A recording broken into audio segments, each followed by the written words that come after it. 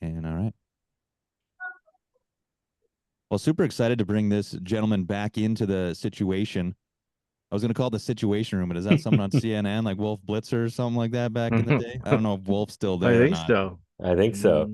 Good on him. But I got my honey water because I'm losing my voice. So we're going to keep this one short. And Mike is solo parenting. Yeah, yeah.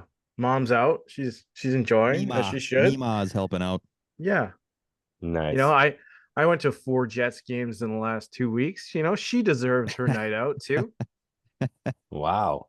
Good for you. It was only three. It was only three. But yeah, Force coming up. exactly. Yeah. And Ryan was cooking dinner tonight. What were you making? It was my middle daughter's turning 19's birthday, so she requested a family favorite of tuna casserole. So little Oh, tuna casserole, green beans, and then we're doing the pod, and after that we bring out the birthday cake. So yeah, an old school favorite. and you'll notice I got my merch. I see Hmm. that. See Thank that you. right in Thank you there. for supporting. I don't have any. I don't have any merch. Didn't make it to me yet, Jr. I know it's in my backseat of my car. I gave Sandy his shirt last night for his 75th. So Sandy Kursiba Oh Wow. wow. celebrated his 75th birthday. We were at Rumors Comedy Club. Oh nice. Yeah, there was a Amazing. gentleman who was on stage who was the headliner. I believe he was or is currently a member at Glendale, and he roasted Sandy, as did all the other comics, because Sandy decided to stand up anytime they mentioned his name. Oh Hmm. geez. Wow. That's And you're asking for punishment, but Yeah, exactly. Yeah. but the pro never shied away from a good challenge. No, he sure, yeah. yeah, he sure didn't. At one point, I thought he was going to go on stage and do a set of comedy, but like, no, hell no, don't let Sandy do I that because was we're going to uh be here for 3 hours. I was You'd be talking surprised. about Finchy and his days with Exactly. Mo Norman and Dorf Golf. We talked about Dorf Golf for about 10 minutes afterwards. Go look yeah. that up. Go Google Dorf Golf. That was on in every pro shop in the 70s and 80s, apparently. Oh, big time. But let's jump Yeah. into the show here. I want to give a shout out, as we always do, to Bryce Malashewski, who is an investment advisor with Endeavor Wealth Management, part of IA Private Wealth, and a member of the Canadian Investor Protection Fund. You can contact Bryce 204 515 3446. You can also catch him in our link tree. Just go to our Facebook or Instagram. Just click on that bio, and right there, you'll find Bryce. That's where our link tree is. And so is Wow. Bryce. And JR, I Mm-hmm. I think Sandy is the only guest we've had on twice now, or now we've had Ryan Hart on twice. Oh, Yeah. wow. There you go. So Oh, Team I don't. Lefty. We've had Honor and Team a Lefty. privilege. Yeah. Oh So yeah, well they don't count. I thought those episodes got deleted, but yeah. it's yeah, an honor very few have had. So Well, that's awesome. Thank you. we'll send Yeah. you a plaque. We should actually. We can get you a plaque. It was a great event, the President's Cup. We wanted to do a little recap, bring you back, talk about it. I went there. It was one of the greatest experiences I've ever had in my life. And I'm not saying that lightly. It's not a euphemism. It was That's awesome. fantastic. I had so much fun while I was out there, and the golf was incredible. Team International, they didn't win, whatever, Mm. but it was close. I think I saw a stat that came out, and it was the Team USA won 116 holes, and then Team International won something like 115. It was something like that. 117 to 116. There you go. So if you think about that, that's just how close it was. The points wise, not as close, but when you think of actually winning holes, Mm-hmm. it was that darn close. And also the merch tent. Shout out to the merch tent. How big was it? Like 40,000 square feet or Just something over like that. 40,000 square feet. Yeah. It was massive. Retail fun. And it was well staffed. There were some volunteers there and some staff from the biggest names in golf apparel in the world. And I was wearing my 18 over par hat, which Mike is wearing right now. Mm-hmm. And one of the Peter Millar reps called it out and said, "That is a lovely hat." Nice. There you go. Mm-hmm. Nice. So shout out to Mike. Yeah. And maybe we can do a little um thing with Peter Millar soon. Maybe we do a little mashup. I mean, hey, foreplay guys did, so why not you? That's right. Got to start somewhere. And that'd be a Exactly. good place to start. Well, I commented on my experience a little bit as a whole, but for you, Ryan, how did it compare to doing the Players Championships and say the Players Cup? The President's Cup? Yeah. I mean, as a comparison to those three, I mean, Yeah. I think it's completely different from the standpoint that, you know, I mean, you've got 24 play of the best players and you know, representing their country, the pride, the passion, and all that. I mean, it's just a completely different vibe. I mean, I'll hands down say that the Players Championship is still my favorite tournament in golf.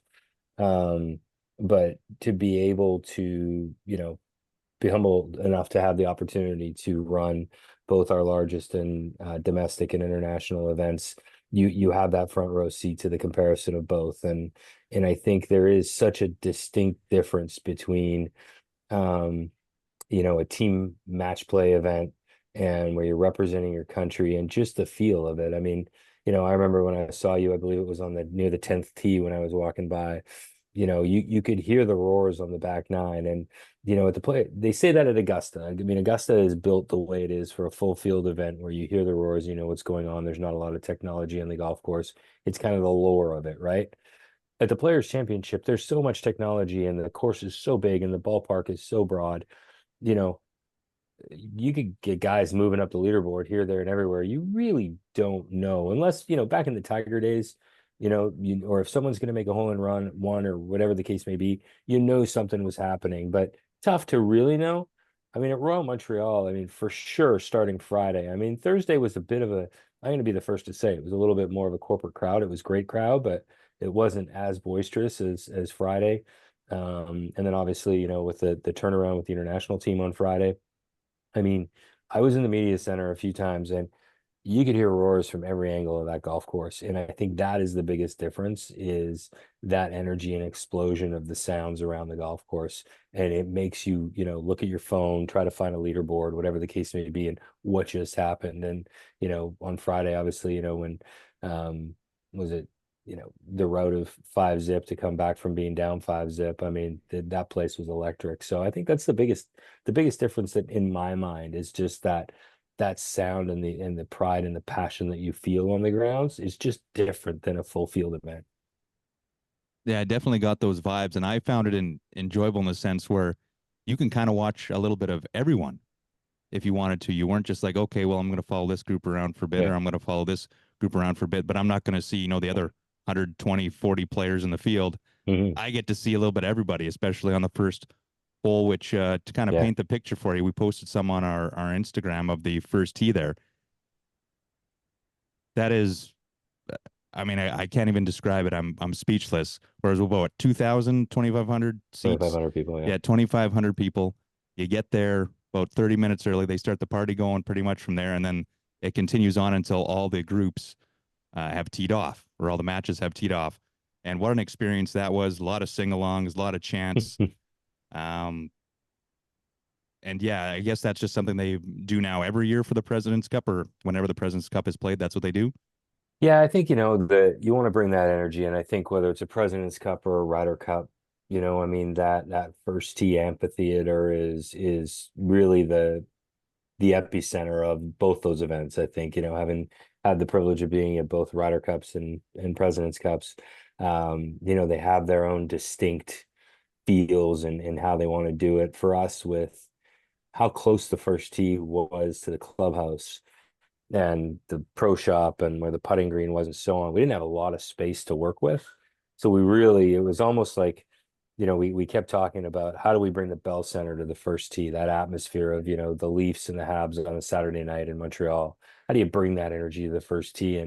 And so we decided to go a little more vertical than wide, just because of the space that we had. But, you know, there was a couple suites on the grass level, and then we had club seating down right to the grass level on player right, and then everything else was wrap around, you know, first come first serve GA seating, and you know, people brought it. I mean, there was some great outfits and chants and so on. And you know, I got to say, there's probably three or four highlights for me throughout the week. But Thursday, you know, walking onto the first tee and walking up into the GA area up top and running across Rob Guthrie and Jason Ludke and Dave McMillan, Curtis Cross and the boys. I mean, all there. I mean, you know, I just, you know, gave those guys a big hug and it was like, how about this? Like, how cool is this right now? I mean, you had the chance to be a fan for a few minutes and just kind of take it in, and that first tee experience was pretty fun. I think they ended up on television on the old boob tube because they were right up against Yeah. the gate there, right up against the bars, first row seating, and it was interesting to see. So you had those folks there, and then just the amount of people that you'd meet from across Canada, but also from Manitoba. Bumped into people Yeah. from Carberry, Brandon, St. Pierre, Jolie, Dauphin, all over, well represented, all out in Montreal for one hell of a time. There were some boys from Saskatchewan who maybe got into it a night before, but they were all in referees outfits, Yeah. and they maybe got 2 hours of sleep, but they were hanging around the ninth green as groups came through, just cheering their little hearts out, and it was incredible to see, and again a fantastic experience. And what I guess all goes into that when it comes to staff and volunteers wise, because it seemed like there was a lot of people that were involved to get this thing off the ground and to get through the weekend. We had about 1,500 volunteers total, so 1,500 volunteers for 24 players. You think the average PGA Tour event has somewhere between 1,200 and 1,500 for a 144 person field. So we wanted to keep the same because we wanted to try to make sure we were moving people. And Royal Montreal is a big property, but the 18 that we were playing isn't very, I wouldn't say it's not very expansive. It's fairly old school up and back.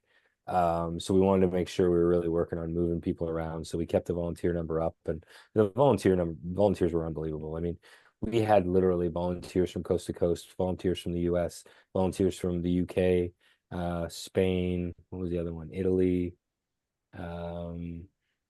couple from Mexico. I mean, it was amazing when we looked at the list after, and we were going to do our thank yous and so on Sunday night, like to just see how far people came to volunteer for the event was really cool. And then, I mean, from a staffing perspective, there was probably, if you don't include NBC, we probably had 400 people on site. From a staffing perspective, over and above the I think it was 350 credentialed media. There was a lot of people coming together to put it on, but it was pretty special. And Mike and I have dubbed this the Q4, the quarter of the superintendent. But I think I saw the maintenance crew, and were they from all over the world too? It seemed like there was maybe 100 or so. Yeah, keeping that so golf course in tip-top shape. it's pretty insane when you think about it. The Royal Montreal has two 18s and a 9 on a regular week, and they have probably 20 key members of their agronomy team, and a few seasonal staff here and there, but it's not a big staff. So he brought in the better part of 100 people to help him, and that was from across Canada, a couple from the US that he had met so the superintendent Greg Greer went down to Quail Hollow when we had the President's Cup there, and he worked the event with them, worked with their superintendent and so on. So I know he met some folks there, but he was unbelievable. I mean, if you think about, go back 8 weeks before the event and the monsoon rains that we had in 15, 16, 17, 18 were all underwater, literally 6 to 8 weeks before the event. Like, and when I mean underwater, I'll send you a picture after. I mean, it was completely underwater. Like, you couldn't see the bridge on 16 walking from the fairway to the green. So what that crew did to get that course in the immaculate condition that it was in, I mean, it blows my mind how good they were. And people go, oh, the PGA Tour agronomy team came in and so on. Yeah, they came in the week before. They didn't come in that whole lead up, and they had, our team came in, I would say once a quarter type thing, and checked in, and they talked on the phone and those kind of things. But the rolling up your sleeves and doing what they did to present that course the way it was, I mean, I give Greg Greer and his team all the credit in the world. Do you have to go there, Mike? Are you good? No, we're good. We're Okay. good. You can go on if you got a question or two there, Mike. Oh, geez. Oh, geez. Well, I know you mentioned kind of that first hole, there, JR. You were probably one of the people that were getting there right when the gates opened. At what time? And then the golf didn't start for another 3 hours. Is that what you said?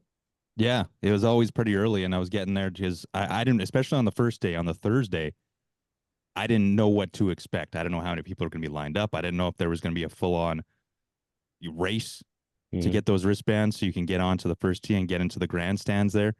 But yeah, it was about that. But I mean, it's smart. You got a bar right there when you walk in, intelligent.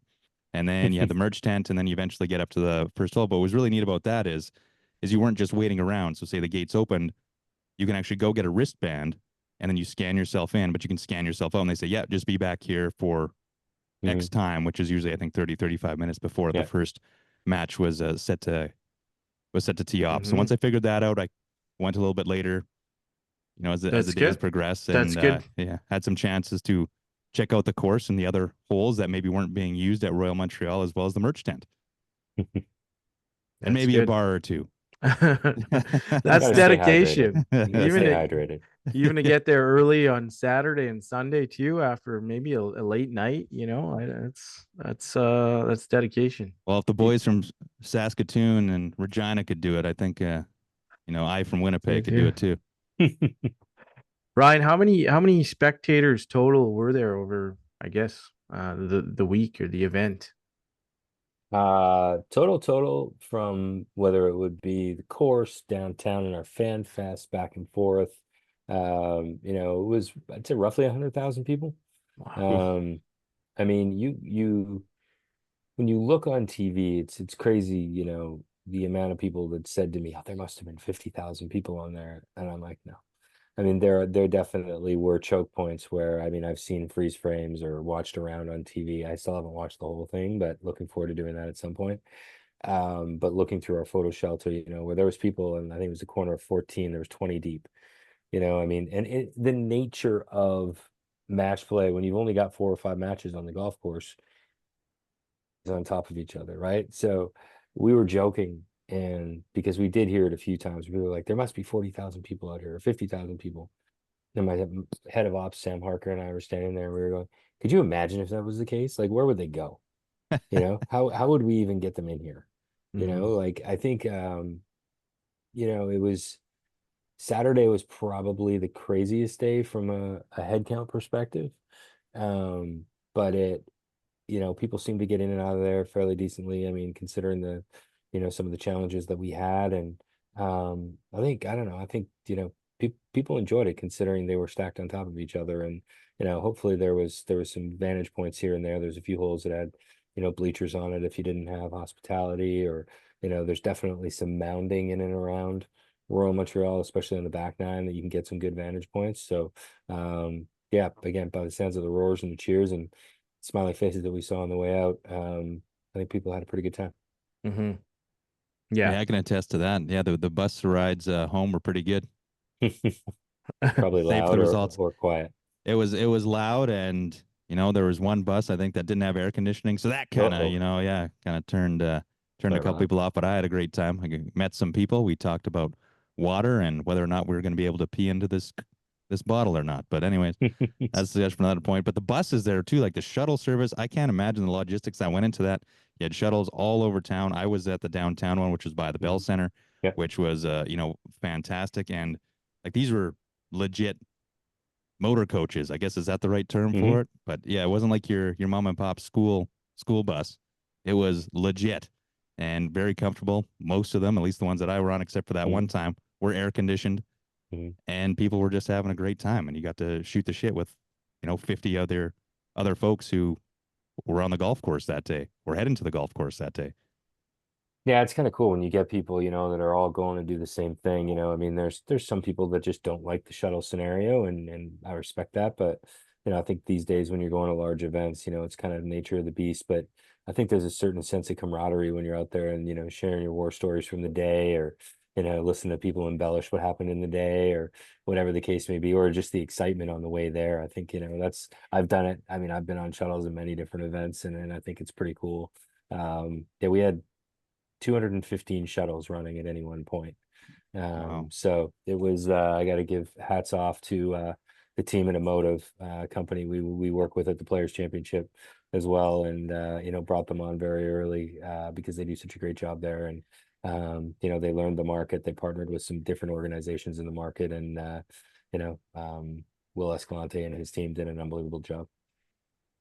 How much involvement did the PGA Tour have? You said I guess the greens crew, the green staff came Yep. in, a week before, but when it came to sponsorships and all that, how much involvement did they have?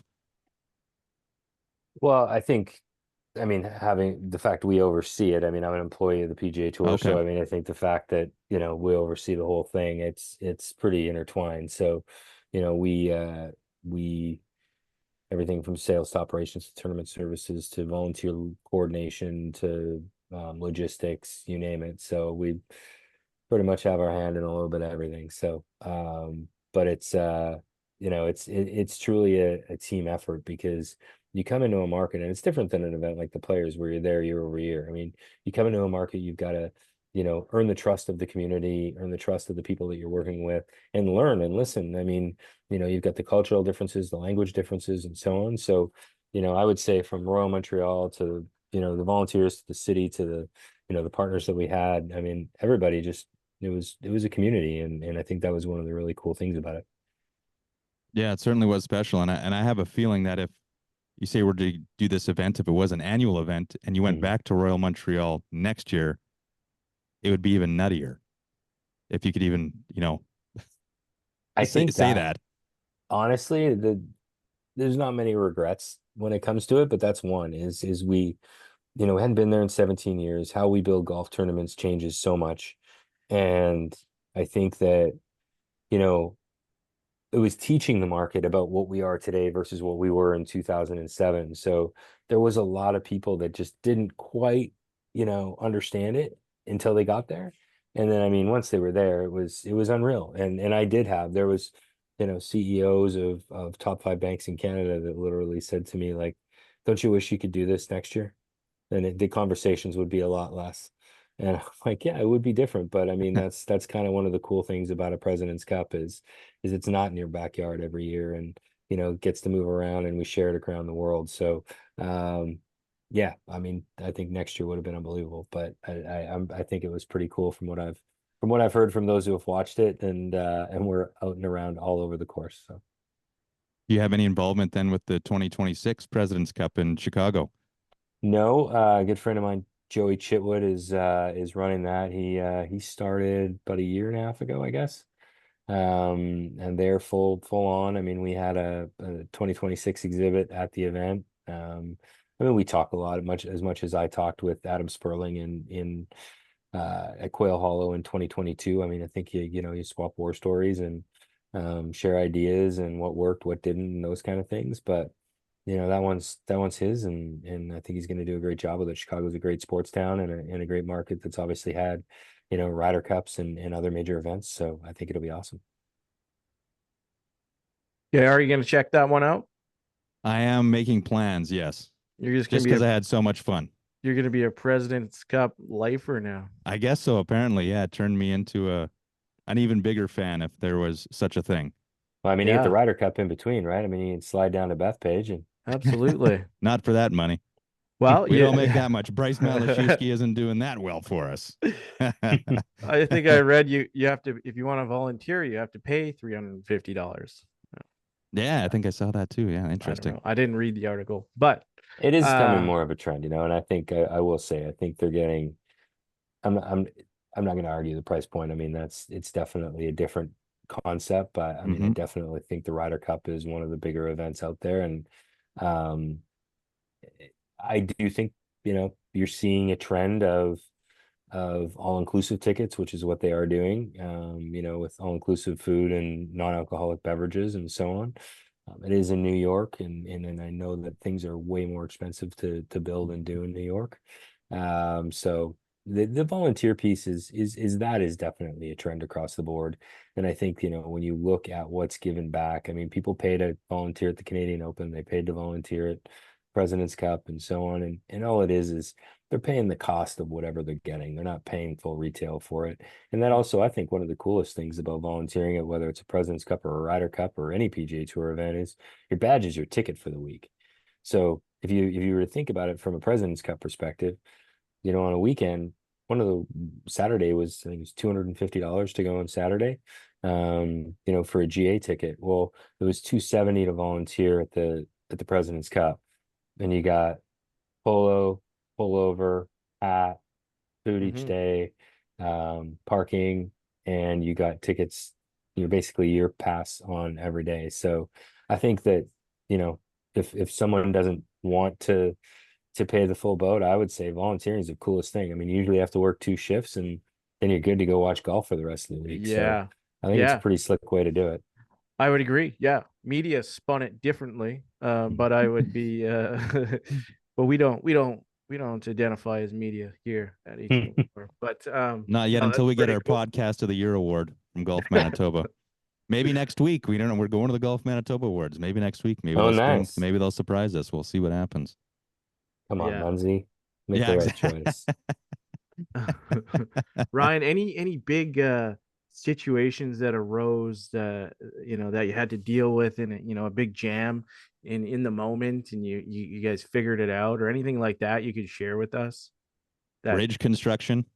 I'll stay away from that one. Yeah. I would say, oh man, big challenging moments. I mean, there's always any time in the live event business, it's not a matter of if it's going to happen, it's a matter of when it's going to happen. And so I would say the biggest thing for us, honestly, back to the shuttles was there's a shuttle inspection service as part of one of the levels of government in Quebec. And so all your shuttles, 215 of them have to be inspected. So we had hoped that, and we talked to them and we said, Tuesday and Wednesday would be great, less traffic, come inspect them, no problem, want to cooperate. Unfortunately, they had decided to and start inspecting our shuttles Thursday morning, about 45 minutes before our gates open. Gee. And then again Thursday afternoon, about an hour before play ended. And then the same every like Friday, Saturday, Sunday. Wow. Oh, So we let's just say I got very familiar with the mayor and her office and their cell phones, and we had daily conversations, and I will say I give the city of Montreal a ton of credit. They were quick to respond and make it go away that day, and we were compliant and made sure that we did all the things. They came back middle of the day, did some, and then unfortunately started up again back in the day. So we stopped that, and then they came back later in the evening. So I would say that was the biggest one. And it caught me off guard, not off guard every day, but it was one of those things that you're like, okay, we're trying to be compliant, but unfortunately they were just strategically picking times that were somewhat inconvenient. So that was probably the biggest one. Other than that, I mean, everything else pretty much, you either expect it, or if it happened, someone picked it up early enough and it got dealt with. You didn't run out of any beer or anything major like No, that? that would have been catastrophic. So no, no, we worked hard at our par stock, if you will, and I think we were okay on that department. well, there were some days there where the fridges were getting kind of empty. I was getting pretty worried, but it all worked itself out. But I know you got to run. You got to get back to your middle child's birthday party. And my voice is, slowly deteriorating into Slowly going nothing. away. Yeah. So thanks again to you for coming on. Thanks again to Bryce No, I Matlashewski, appreciate it. who is an investment advisor with Endeavor Management, part of IA Private Wealth, and a member of the Canadian Investor Protection Fund. Contact Bryce at 204-515-3446.